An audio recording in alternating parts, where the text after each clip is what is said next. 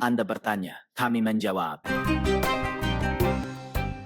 Selamat kepada pemirsa yang terhormat, saya menyebut Anda nama Tuhan Yesus Kristus dalam episode baru dari program harian Anda bertanya, kami menjawab. Mari kita lihat bersama apa yang dikatakan pertanyaan hari ini. Apa bukti-bukti historisitas pribadi Kristus? Apa bukti-bukti historis pribadi Kristus? Ini adalah bagian kedua untuk menjawab pertanyaan ini dalam episode hari ini. Kita bertemu kembali setelah rehat.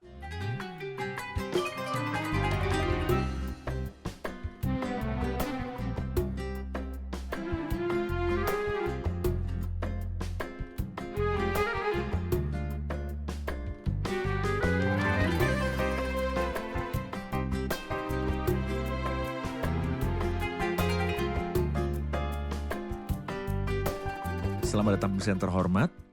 Kita telah membahas di episode sebelumnya historis dari pribadi Kristus. Dan kita menjawab klaim-klaim yang mengatakan bahwa Kristus bukanlah pribadi historis, tetapi ia adalah buah imajinasi dari para pengikutnya atau mereka yang mengasihinya.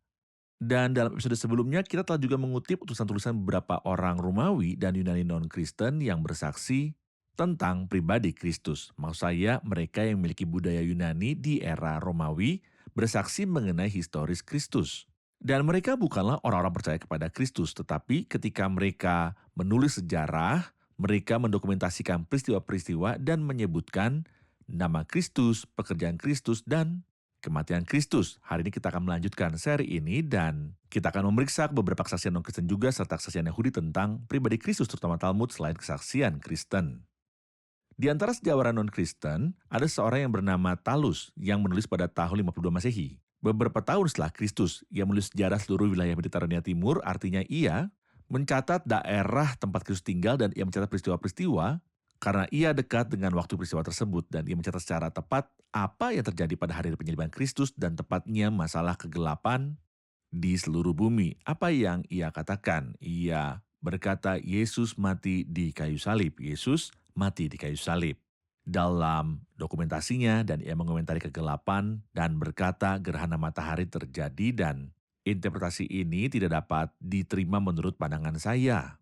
Karena gerhana matahari tidak mungkin terjadi saat bulan purnama dan waktu itu adalah saat Paskah. Talus adalah orang yang mengatakan gerhana matahari.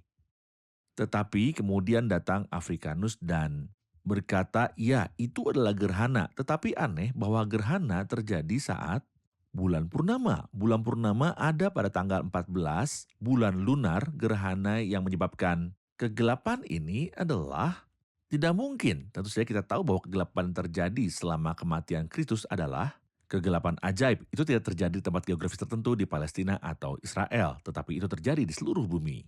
Dan ini adalah yang dibicarakan Dionysius orang Areopagit. Ia adalah seorang utusan untuk belajar di Universitas Alexandria pada waktu penyaliban Kristus dan ketika ia kembali ke Athena, ia bertemu Paulus di Areopagus yang memberitakan Yesus kepadanya. Sejarah memberitahu kita bahwa Dionysius orang Areopagit menemukan bahwa ada kegelapan yang terjadi ketika ia berada di Mesir saat ia belajar di Universitas Alexandria disebabkan oleh kematian Kristus di kayu salib.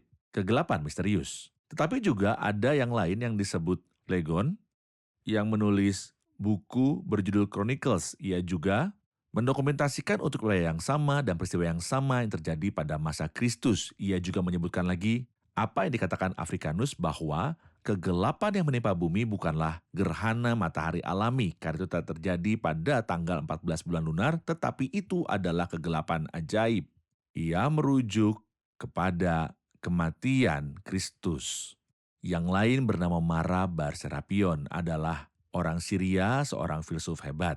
Ia mulai menyebutkan pribadi Kristus dan pengikutnya dalam bukunya. Ia membandingkan Kristus dengan Pitagoras dan Sokrates. Dan pengikut Kristus dengan pengikut Pitagoras dan Sokrates. Dan kita tahu tentu saja ketenaran mereka di kalangan filsafat. Ia berkata, apa keuntungan yang didapat orang-orang Athena dari menghukum mati Sokrates? Kelaparan dan wabah menimpa mereka sebagai hukuman atas kejahatan mereka. Lalu apa keuntungan yang didapat orang-orang Samos dari membakar Pitagoras? Dalam sekejap tanah mereka ditutupi pasir. Apa yang didapat orang-orang Yahudi dari mengeksekusi raja bijak mereka yang masuk Kristus? Tepat setelah itu kerajaan mereka dihapuskan. Allah dengan adil membalaskan ketiga orang bijak ini. Ia maksud Pitagoras, Sokrates, dan ia maksud Kristus dengan raja orang Yahudi. Orang-orang Athena mati karena kelaparan. Orang-orang Samos benar-benar diliputi oleh laut dan orang-orang Yahudi hancur dan diusir dari tanah mereka, hidup dalam penyebaran total. Sokrates tidak mati karena Plato, Pitagoras juga tidak mati karena patung Hera, raja bijak juga tidak mati. Itu ya, maksud adalah Kristus untuk selamanya ia terus hidup dalam ajaran yang telah ia berikan kepada para pengikutnya. Ini adalah kesaksian non-Kristen yang berturut-turut dari orang-orang yang bukanlah pengikut Kristus, tetapi mereka menyebutkan secara historis pribadi Kristus. Tapi jika kita memeriksa kesaksian Yahudi, ada seorang sejarawan terkenal yang bernama Josephus. Tentu saja orang ini adalah referensi dalam dokumentasi. Ia sangat akurat dalam menceritakan sejarah. Ia menyebutkan sejarah orang-orang Yahudi dan menyebutkan peristiwa-peristiwa tentang Kristus. Dan penyaliban Kristus dilakukan secara sederhana di internet tentang kesaksian Josephus mengenai Kristus. Anda akan menemukan puluhan referensi dan kesaksian tentang Kristus. Tapi saya akan membaca kesaksian Talmud, buku di tangan orang-orang Yahudi. Talmud Babilonia mengatakan Yesus digantung, artinya disalibkan pada malam Paskah.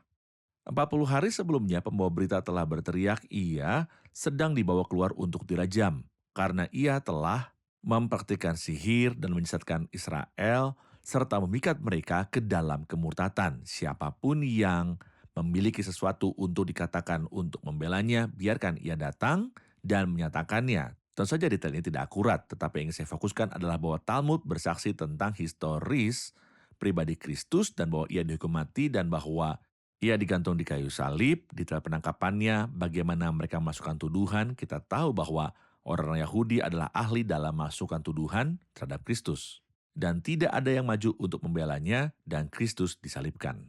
Di tempat lain nama Yesus dari Nazaret disebutkan. Ini adalah nama yang digunakan untuk memanggil Kristus. Itu bahkan disebutkan dalam kitab Kisah Para Rasul. Dan sebenarnya ini adalah nama yang menggambarkan kerendahan hati dan penghinaan Kristus. Tetapi Allah telah sangat meninggikan dia dan menganugerahkan kepadanya nama di atas segala nama. Pemirsa yang terhormat, Kristus adalah tokoh historis yang muncul di panggung hidup suci, mati di kayu salib. Sebagai penebusan ia bangkit dari antara orang mati, naik ke surga, dan akan segera kembali. Dan pertanyaannya adalah, apa sikap Anda terhadap Kristus? Apakah Anda masih menolak Kristus? Beri diri Anda kesempatan untuk berpikir dan meminta Kristus untuk masuk ke dalam hidup Anda dan mengubah Anda. Juga Kristus adalah pribadi historis karena ia mengubah saya dan mengubah jutaan orang sepanjang zaman. Dan ia bisa mengubah Anda. Saya akan bertemu dengan Anda dalam episode baru yang akan datang. Tuhan menyertai Anda. Anda bertanya, kami menjawab.